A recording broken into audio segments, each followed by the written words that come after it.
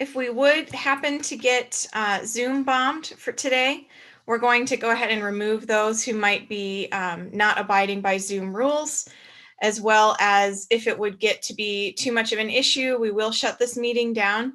So please feel free to leave if something would happen. This is a public event, and so we just have to be mindful of that.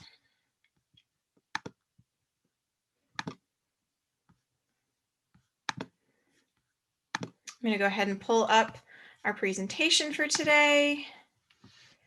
There we go. Okay, so as I said, my name is Holly Ladman. I'm the program chair of Columbus Wild Ones. Really excited to speak with you today on one of my favorite topics, celebrating winter birds. And birds essentially have been something that has been a lifelong passion of mine. I've studied it through undergrad, grad school, and into my career, as well as in my free time. And so I could go on and on about how much I love birds, but hopefully that is reflected in today's presentation. So when we think of birds, oftentimes we think of two different things, winter and spring. Winter, we're all kind of huddled in. Spring, we see beautiful things like this, bright blue birds, bright green birds, all different kinds of birds. And we start thinking about warbler migration, and people start crowding on boardwalks. And then we've got winter birds, where there might be just a smidge more drab. Maybe it's cold outside. We don't really want to, we're not itching to get out like we are in the spring, but winter birds can be just as fun, and we can avoid all of this. These are pictures of McGhee Marsh up in Toledo area, Ohio. If you've never been during the spring, it's a zoo. Of course, during now with COVID times, this was canceled for this year, but normally spring birds are really celebrated, and winter birds don't quite get all that they should. So with that being said, why should I even care? Why can't I just spend all winter long learning about those spring birds and get my fill then? Well, there's these really cool things called eruption years. And eruption years are essentially when a species in its northern range, its breeding range, consumes all of the food sources available in that range. And then it's sort of like they have this great boom of breeding success, and then there's a limited food source because now there are twice as many birds and maybe not twice as much food. So what happens is birds will then move down into southern areas in search of food. And so we see that as an eruption year. So we see several species in eruption years. We see snowy owls, redbreasted nuthatches, evening grosbeaks, common redpolls, pine siskins, red crossbills, white-winged crossbills. This photo is of a white-winged crossbill. So really special birds that we wouldn't see normally and in the summer months and in the spring months, but we will see in the winter months due to eruption years, and essentially these birds fleeing their normal areas and habitats in search of food. So with that being said, we've got snowy owls, the red-breasted nuthatch, evening grosbeaks, beautiful. Look at that large beak, very pretty. Common redpolls, little finch-like bird, pine siskins, like think of this as like a goldfinch type bird. So I'm sorry, let's see here. Aha, there, we're back in business now. So the snowy owl, let's see here. I'm sorry, we're having some computer difficulties here. Bear with me.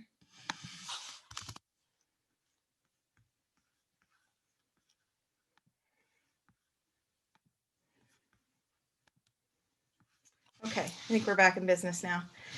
So the snowy owl is one of these eruption year species. And so we might say, okay, I have heard about snowy owls, but I really want to go see one. Where might I see a snowy owl? Well, a few places that you might see a snowy owl: airports. Think wide open areas. Airports in particular are really fabulous because oftentimes they'll have signaling guides for the airplanes, runway guides, and the birds will sit and perch on top of those. Those wide open spaces, snowy owls love to hunt in those. So keep a lookout at your local airport. Small airports are fine. I think county airports. I wouldn't sit around Columbus Airport, might be a little too busy, but try to find a smaller one to look for these guys.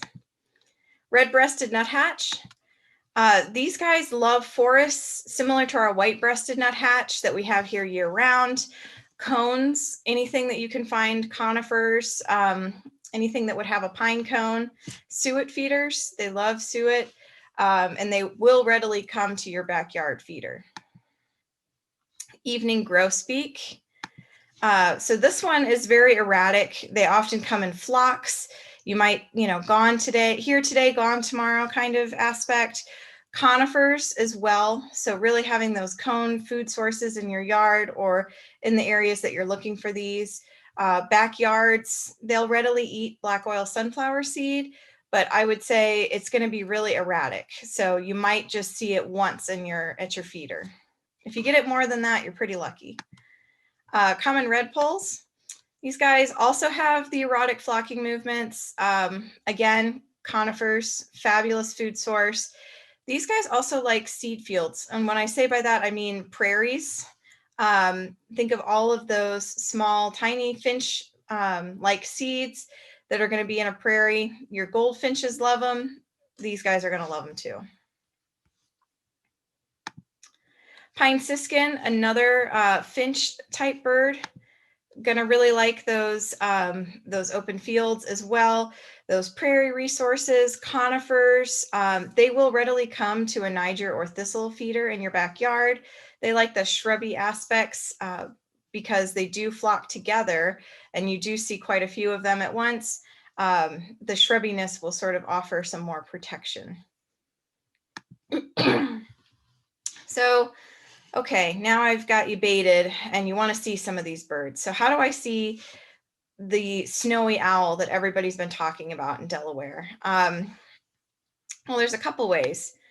eBird is awesome. eBird is this wonderful resource. It's free to join via Cornell, and you can essentially type in the species that you're looking for, and then it will tell you everywhere that that bird has been seen. You can, expand it out to the country. You can keep it in the county. You can keep it in the state. Wherever you would like to essentially try to see that bird, eBird's going to be your best bet. And then another great aspect of eBird, you might say, well, how in the world did John Smith over here get to see that snowy owl and know about it? Now, it's been 3 weeks and I haven't heard anything. Well, rare bird alerts. So rare bird alerts, you type in where you would like to have the alert, the county, the state, type in your email, and they will send you an email every single day telling and detailing you about what birds have been seen that might be considered rare in that area. So you're going to be the first to know if that John Smith saw the snowy owl. You're going to get an email about it, and you can see the exact location of that owl and go try to see it yourself. Really a fabulous resource, especially if you want to see some of these eruptive year birds. What about some places that you might try to look for some of these? Well, I know and understand that we're in some pretty unprecedented times due to COVID-19, but there are some really great resources where you can socially distance and still get outside. Blendon Woods has a fabulous trail that's paved. Inniswood, Scioto Audubon has a fabulous paved trail as well. Pickerington Ponds tends to be like the elitist club for the rare birds, if you will. The sandhill cranes, you'll often see at Pickerington Ponds. The Dawes Arboretum, there's several locations at the Dawes Arboretum that are free, as well as they have several paved trails. Green Lawn Cemetery is another good one. Excuse me. Patel Darby, Hoover Reservoir. Hoover Reservoir also has paved areas, making it easier for those who might have strollers or other walking devices. So how might a bird survive some of the snowy weather, this cold temperatures? I don't know if anybody else has heard the rumor about the polar vortex that's coming. How do these tiny little birds survive that? Well, there's a few tricks up their sleeves, or up their feathers, if you will. Pockets of warm air created by the feathers, and we'll go into that here in just a minute. Torpor, huddling and roosting, limiting feet contact. If you look here at our friendly chickadee, I only see one foot that's attached to the branch. The other one is pulled up inside that feathery down. Tucking in a bill, or shivering, just like you and I shiver, birds can also shiver. So in order to understand that pockets of warm air, and what I mean by that for feathers, it's important to understand a little bit of feather anatomy. So going from the left to the right, we've got a flight feather. You can see very stiff vein here. Think of this as like the feathers that people would write with back in the day. This would be one of those feathers. And then you think of a contour feather. It's going to have a little bit of down fluff at the bottom, and then a more rigid shaft at the top. And then you get into some of more of these plume feathers, down feathers, another contour feather that's a little smaller, and a semi-plume feather. And looking at these down feathers, you might say, well, that looks like the down feather that's in my coat. Exactly. These are what's going to keep the bird warm. So this is a meadowlark that is sort of fluffed out. And unfortunately, I couldn't find the best illustration with this, so bear with me here. They're going to stick out those rigid feathers, those rigid contour feathers, straight out, and then the down feather is going to be underneath. And what that does is it creates a pocket of warm air from the bird's body temperature in order to keep it more insulated and warmer. So that contour feather, that rigid feather that's going to be on top, is going to essentially trap in all of the warm air. That down feather is going to insulate the bird. Very similar again to your down jacket, having that hard outer exterior with the warm down feathers that are inside the jacket, and then your body heat essentially making you warm and surviving winter. Really, it's a fascinating concept. Another one is torpor. No, this is not a dead hummingbird. This is a hummingbird that's in torpor. And so torpor is a phenomenon where animals tend to lower their body temperature, lower their physiology and function, essentially only enough to survive, not enough to fly, to eat, to do any other bodily functions, only enough to survive. And so you can see this bird, you'll see pictures of torpor, mostly with hummingbirds, but really birds do this in the middle of the night to lower their body temperature, stay warm, and survive really frigid temperatures.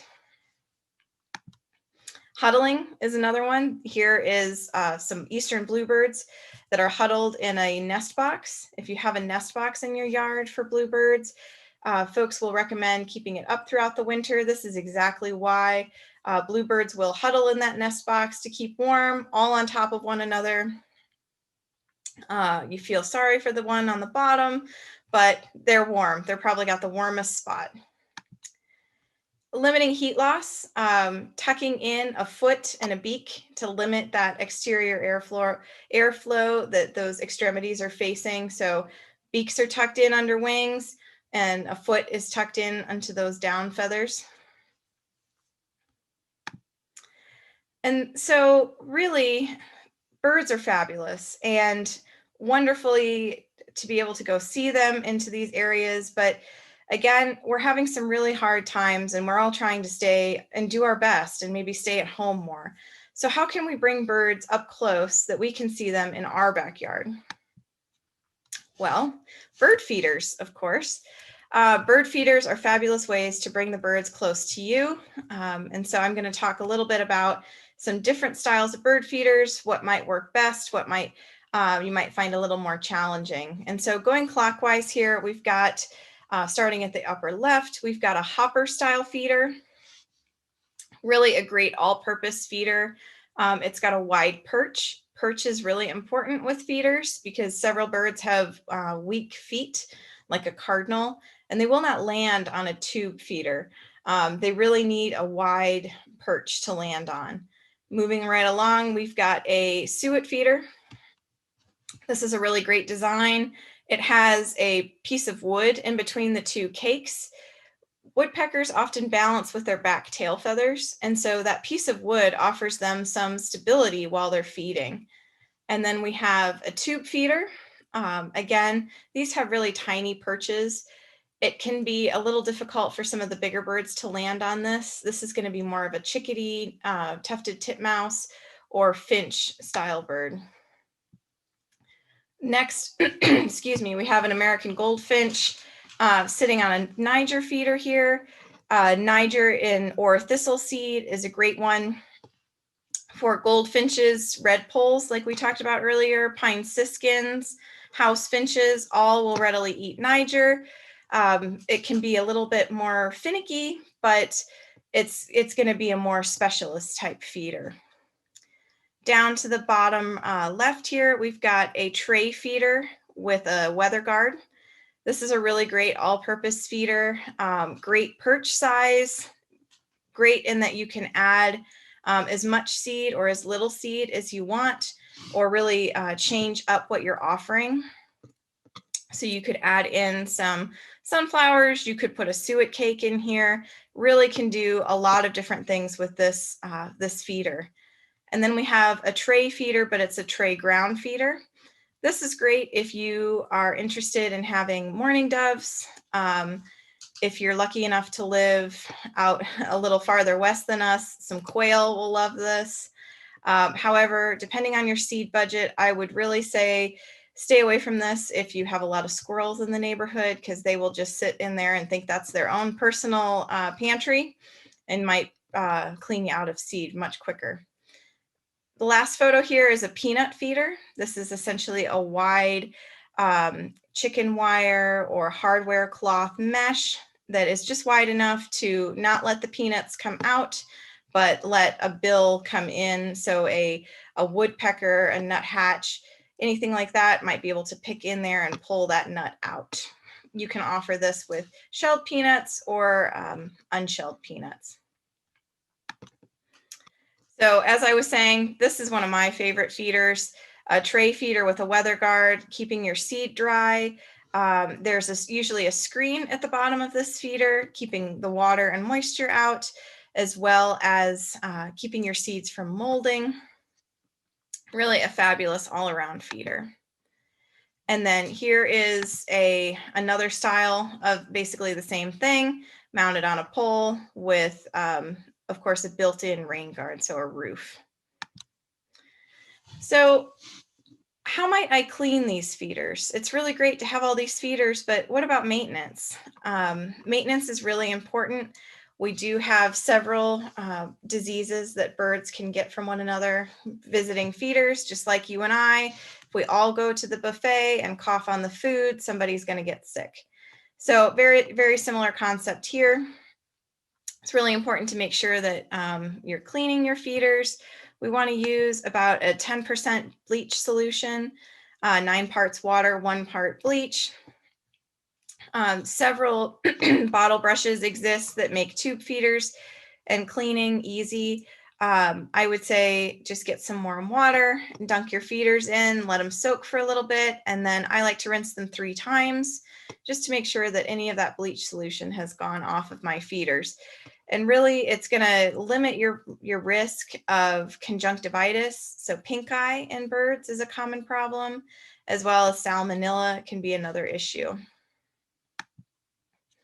So what type of seed that you use in these feeders really is important. Here we've got a red-bellied woodpecker feasting on some suet. And if you've ever gone to a hardware store, Tractor Supply, Rural King, and then there's Wild Birds Unlimited, things like that, you see all these different types of bird seed, and it's easy to get overwhelmed if you don't know what you're looking at. And so there's several variety blends or bulk blends. But what birds am I really attracting with that food? So several companies will insert red Milo, this red seed over here that really no birds consume. And it's a shame. It's a filler. It is limiting the amount of product that they have to put in and increasing the weight so you can reach that 25 pounds for that bag, but nobody's going to eat this. And then you're going to see it sprout on the ground and you might be upset. So really avoiding red Milo is a great way to get all of the seed being viable, edible seed. White millet is another component of seed. And white millet are these small little seeds. These tend to be eaten by mourning doves. Finches will eat these readily. You might see some finch blends that include like a Niger and a millet combo. Really a great small source or small seed for those small beaks. Black oil sunflower, this is my favorite. This is a great all-purpose seed. Virtually everyone is going to consume this, and really a nice variety for your birds. Safflower seed, we'll talk about this just a smidge later, but safflower seed is a little bit of a harder, smaller seed, and so it takes a larger beak in order to consume this seed. And when I mean larger beak, think cardinal, that grosbeak that I pointed out earlier. They're really going to be needing that large beak in order to crack this seed. Same with the white striped sunflower, bigger seed, harder seed, and going to need a larger beak. And then we have some sunflower chips here at the bottom. This is, think of those no mess blends that you might see, or unhulled seeds. These are just going to be sunflower seeds that basically someone has taken all the work out of cracking these seeds open, and the birds can just readily consume it. Other options that you can feed your birds: mealworms. Dried mealworms tend to be a great favorite, especially for wintering bluebirds. Bluebirds will flock up in the winter, and essentially what that means is they'll group together. Instead of just be singles or in pairs, they might be in groups of 10, 15. And so mealworms can be a great way to bring them into your yard. Suet. Suet is a really wonderful option to bring some woodpeckers, nuthatches. Lots of birds will readily eat suet depending on how cold it gets. And so here, this white-breasted nuthatch is just on some all-purpose suet, but there are some other options. I really like these suet nuggets. You can put a few of these in a tray feeder or in a peanut style feeder, that like hardware cloth style feeder. Really a fabulous way to attract some different varieties. Nuthatches and tufted titmice love these. They are just small bits of suet that might make it a little easier for them to take a few bites and move along rather than, dominating that suet cage feeder. Another suet option for the summertime is a no melt suet dough. With warm weather and climate change that we're experiencing, suet will melt faster. And there's nothing more disgusting than going outside and seeing that your suet feeder has melted in half and you've wasted all this money. And now you've got a drippy suet feeder. No melt is a really great option for that. It's not going to melt in high heat, going to keep its shape, and birds will still love it. It's more of like, I like to describe it as a dehydrated, chunky peanut butter style. So think of that, maybe that natural peanut butter before you mix in the oil. Very similar consistency. So there are other things that you can provide for birds. Given that we just finished the holiday season, some might have some Christmas trees or greenery around the house that they're thinking about getting rid of or have already gotten rid of. Decorating that Christmas tree, leaving it out for the birds, is another really great way to entice birds into your yard. You can string peanuts on a string with some cranberries. That's going to be a great food source. Also, these little ornaments that you see here on the left-hand side, made with some clear gelatin and some seed, in a cookie cutter or in a tray, in a cupcake tin. Really a great craft for the kids to get involved, and the birds are going to love it. Pine cones dipped in peanut butter with some cranberries and some sunflower seeds. Another really great way to get the birds involved. I would say these are great options. Just don't string popcorn. Popcorn can be really bad for birds, high in carbohydrates and sugar. Try to string cranberries instead of popcorn. So if I have all these bird feeders out, I'm going to have some problems, right? And there's going to be some things that might be frustrating. And one of those frustrations are these two guys, Mr. and Mrs. House Sparrow. They're non-native, they're invasive, they kill bluebirds. They're a real problem. And so how can I limit these guys from visiting my feeders or enticing the house sparrow? Sometimes it can be a real challenge. And you might not clean all of them or limit all of them from feeding at your bird feeder, but there's a few tips and tricks to try to limit their activity. One of them is safflower seed. Safflower seed is a great option to essentially limit your house sparrow activity. I would remove all of the seed that you have and put this in a few feeders, see what happens. It's going to probably take a couple weeks before the rest of your birds start to notice the safflower seed and start to consume it. But patience, they will come. Cardinals love safflower seed, and it might just limit your activity at your feeder, make it a little quieter, but that's not necessarily a bad thing, especially if you've been experiencing a lot of house sparrows. Another challenge that we might face with bird feeding is these little guys. So you bought a squirrel-proof bird feeder, challenge accepted. Squirrels can be a real problem, but again, there are a couple options. Getting yourself a baffle, either conical here on the left or a cylinder baffle on the right, really is going to limit your squirrel friends from climbing up that feeder. I would say just limit this from being anywhere near a house or a tree where they could jump off of that. About 15 feet is the rule of thumb, keeping it away from anything that they could jump. They will jump. They will look like they're doing a suicide death mission, but I guarantee you they will get up and walk away and just be fine. So after a few times of that, they'll say, well, I guess I can't get to that feeder anymore. And you might just increase your seed budget there a little bit more for your feathered friends. So when we think of bird feeding, something that I like to do, and I think is really beneficial, is not just feeding the seed that we buy at the store, but creating an oasis for birds with native plants. And that's really important to wild ones. And what we try to get all of you to do is to plant some native plants, really understand the importance for our birds as well as our pollinators.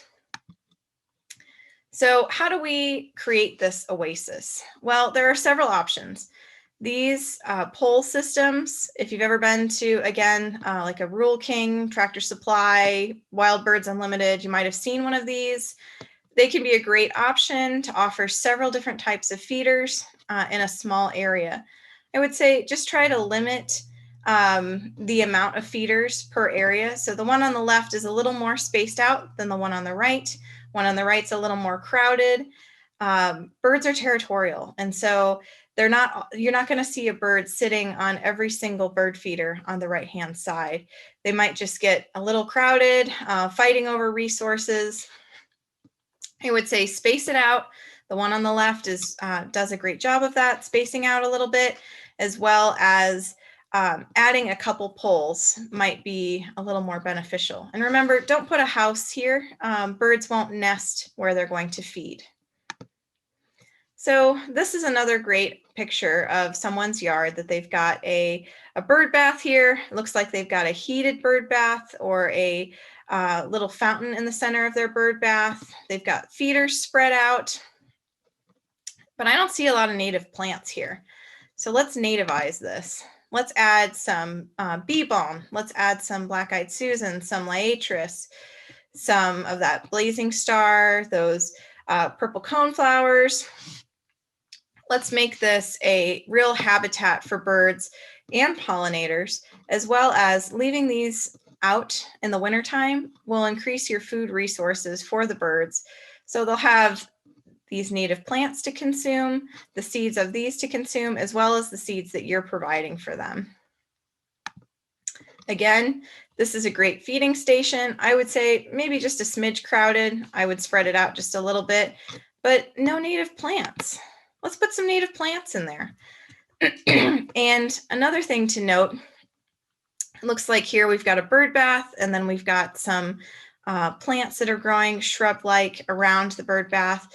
Let's limit those plants, add some more rocks in there, because you might have a predator, a feral cat, or birds of prey hiding in any sort of shrub-like area that you have around your bird feeder and ready to pounce on a bird. And so, especially with a bird bath, being so low to the ground, a feral cat could come and take off one of the birds that's just trying to take a little dip in that bird bath.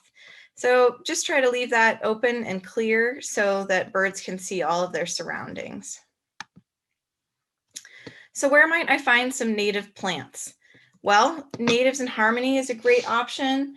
Wild Ones is going to Natives in Harmony for a tour on January 23rd at 10 o'clock.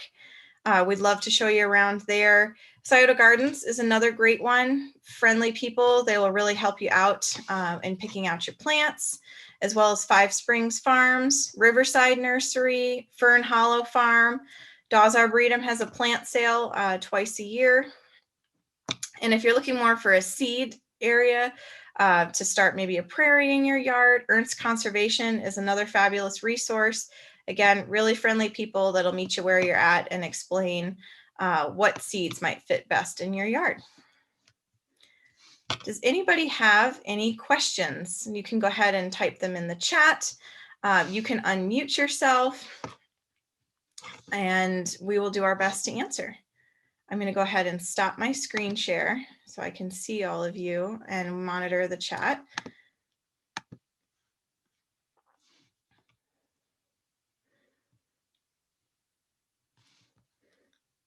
So thank you all for joining us today for our first virtual program.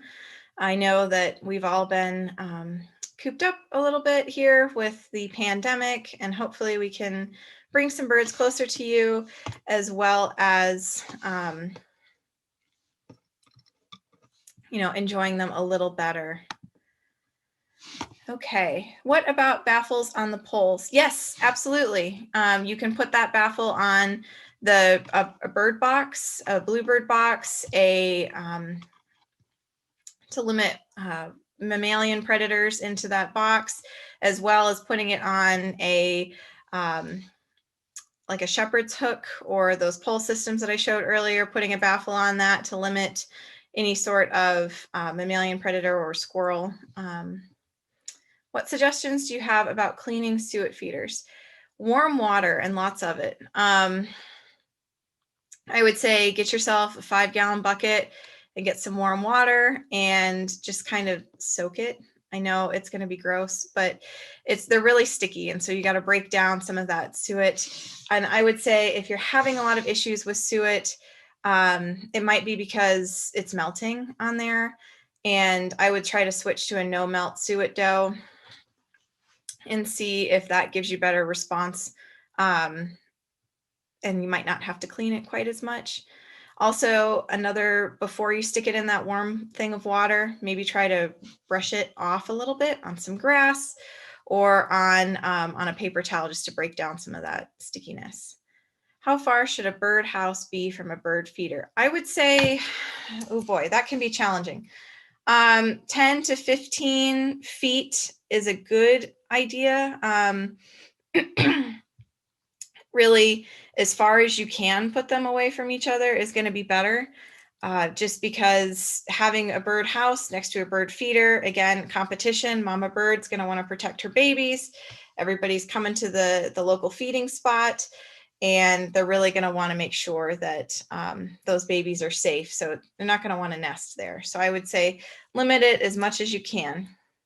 Yes, out of line of sight. Darlene, she knows all about this. Thank you, Darlene. And yes, Kathy says and reminds us that our native plant sale, Wild Ones native plant sale, will be May 22nd. Keep checking our website for information on that. Those plants have a lot of love, as they often come from Wild Ones members in their backyards. And Kathy and Dawn are no exception on that. How often should you clean tube feeders? I have a Niger feeder that hasn't really had any visitors lately, and I feel that that might be a problem. Well, that's a great question. I say about once every 2 weeks is really good to clean your feeder. The more the better, obviously, just limiting any sort of issues that you might be having. But Niger feeders in themselves can provide a lot of frustration for folks, because you might have one of a few things going on. Niger seed goes bad after 6 months. So any seed that you have, you might have seen those like 50-pound bags of Niger seed that you can purchase, and you think, oh man, I'm getting such a great deal. Well, you don't know how long that Niger seed's been in that bag before you purchased it, as well as how long it's going to take you to use it.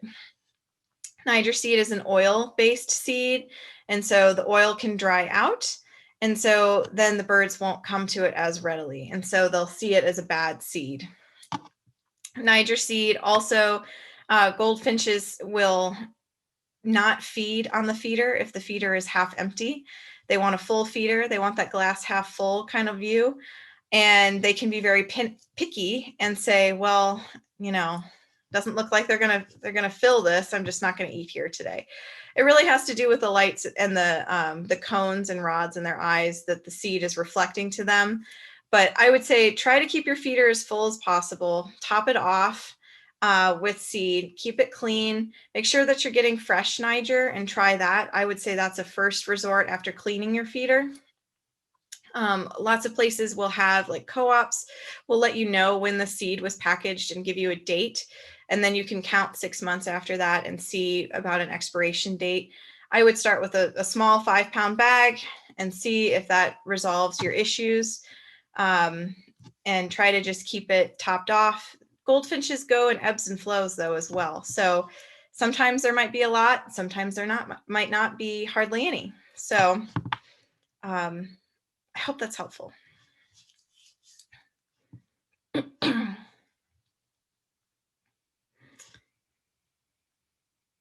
Any other questions for this morning?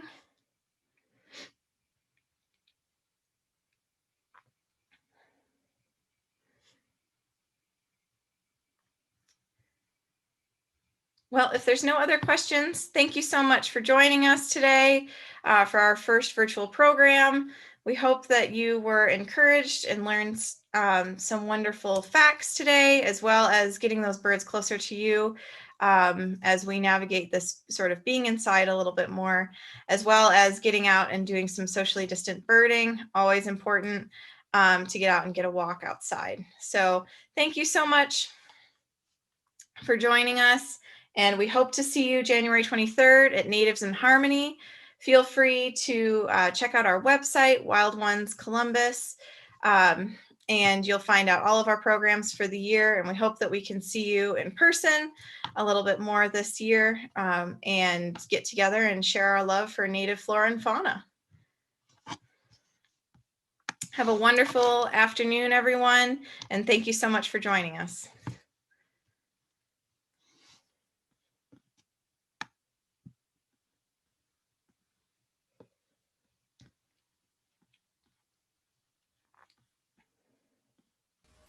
Hey, Holly, it's Barbara. I'm going to stay on here, Barbara. Just hang on just a second here. Okay. I lost you for a minute. I turned my computer and it unplugged. Uh-oh. You had an excellent presentation. Right. Very good. Thank you so much. You had a lot of participants too. Yeah, it was good. I thought I'm going to remove everyone here and then we can chat. It went well. Yeah, really well. How many were there total? 19, I think I saw. Well, 18 plus your friend, so that would make 19. And then we had 2 people join on for one of the other ones, so that might have been 20, I think. Wow, Yeah. that's great. I think it went pretty well. Yeah.